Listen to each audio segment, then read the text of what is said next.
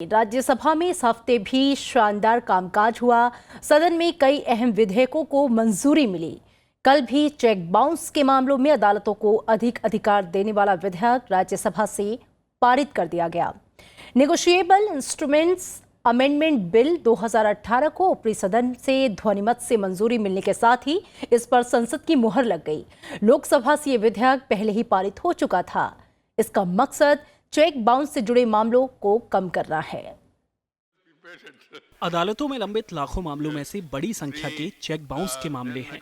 इस गंभीर समस्या से निपटने के लिए 1881 के कानून में एक और संशोधन किया गया। अब इस कानून में एक नई धारा जोड़कर अदालत को चेक बाउंस के मामले में अधिक अधिकार दिए गए हैं। राज्यसभा में विधेयक पर चर्चा का जवाब देते हुए वित्त राज्य मंत्री शिव प्रताप शुक्ला ने कहा कि चेक बाउंस के मामलों को जल्दी निपटाने या कम करने के अलावा कोशिश ये भी है कि लोगों का चेक व्यवस्था में विश्वास बना रहे। नेगोशिएबल इंस्ट्रूमेंट एक्ट 1881 में एक नई धारा 143A का समावेश किया गया है, जिससे धारा 138 के अंतर्गत अपराध की जो सुनवाई करने वाले न्यायालयों को जो जारी चेककर्ता को निर्देश देने का अधिकार दिया गया है, वे शिकायतकर्ता के चेक की राशि को जो भी रहती है उसका 20% अंतरिम भुगतान उसका किया जा सके। चर्चा में हिस्सा लेते हुए कांग्रेस के सांसद मधुसूदन मिस्त्री ने बिल का समर्थन करते हुए सुझाव दिया कि कई अन्य देशों की तर्ज पर भारत में भी चेक बाउंस से जुड़े कानून के प्रावधानों को सख्त किया जाए। इसमें जो प्रावधान किए उसमें ज़्यादा से ज़्यादा उसको थोड़ी पेनल्टी देना है, 2 साल की सज़ा देना, ये सब इसके अंदर प्रावधान है। और मेरे ख्याल से ये प्रावधान पूरे नहीं है, या तो डिटरेंट इतने नहीं है कि जिससे ऐसे फ्रॉडुलेंट पर्सन को रोका जा सके, या उनको है तो उसको चेक में चेक किया जाए।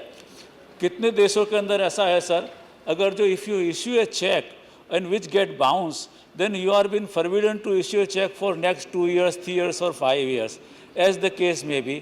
बीजेपी सांसद महेश पोद्दार ने कहा कि व्यापारियों को राहत देने के मकसद से ये संशोधन बेहद महत्वपूर्ण है।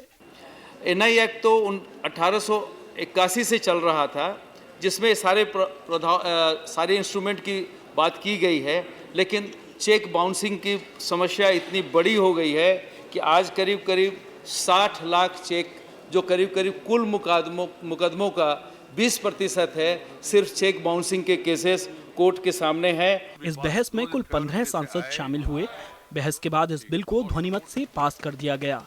नए कानून के बाद चेक बाउंस की सुनवाई करने वाली अदालत चेक जारी करने वाले शख्स को शिकायतकर्ता को अंतरिम मुआवजा देने का निर्देश देगी।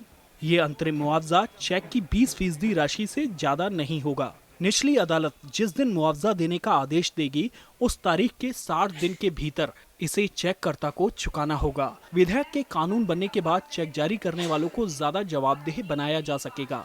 श्याम सुंदर, राज्यसभा टीवी।